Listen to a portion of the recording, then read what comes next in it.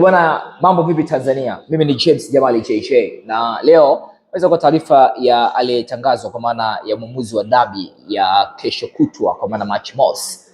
Mwamuzi huyu anaitwa Nasoro Mwinchui. Sasa naka vitu vitatu niwaambie kuhusiana na mwamuzi. Cha kwanza ni mwamuzi ambaye hana beji ya FIFA.